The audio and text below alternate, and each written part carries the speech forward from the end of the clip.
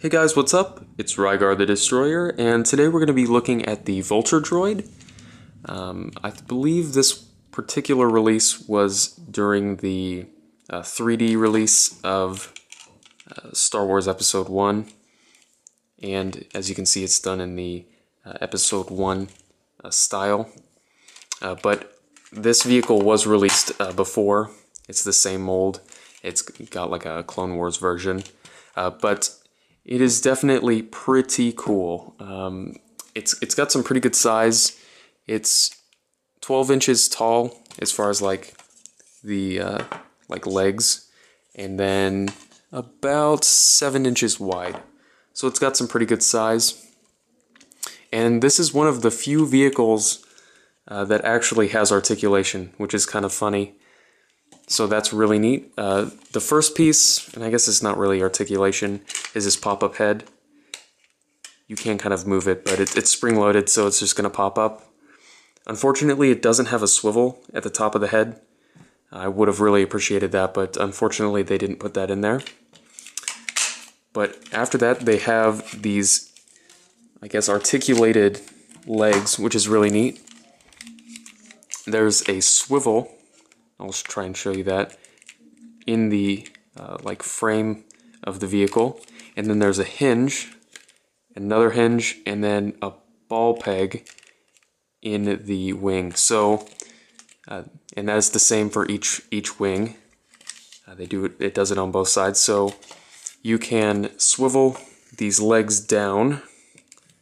Try and show you that. So now they're vertical, and you can get it to stand up. And this brings me to one of the problems with this vehicle, and the reason I don't have it standing up on camera is it kind of has trouble standing up.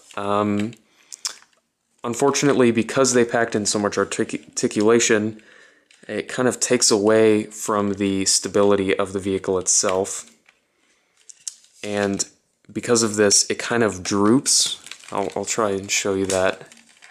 If I can get this wing back together. Come on.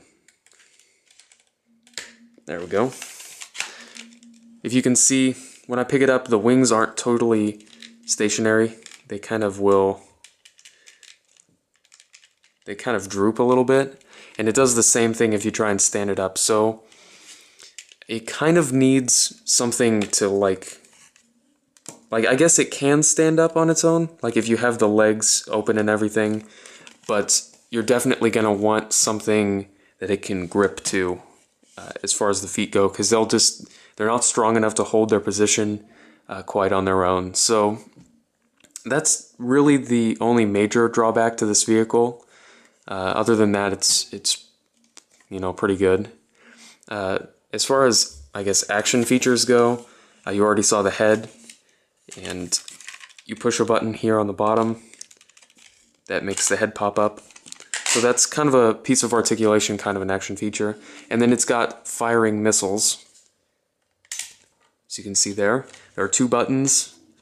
And for some reason, they decided to mold them in this lighter tan color instead of this darker one. I don't know why they did that. I wish they had just done it in the darker color, or painted them or something.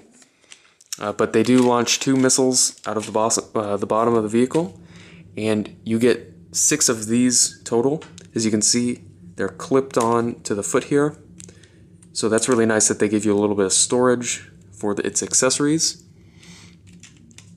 Other than that, the vehicle has very good paint. It's one of the few vehicles out of the newer line of Hasbro figures that actually has some weathering on it. As you can see, there's like some burn marks and some scuffs. So that's nice.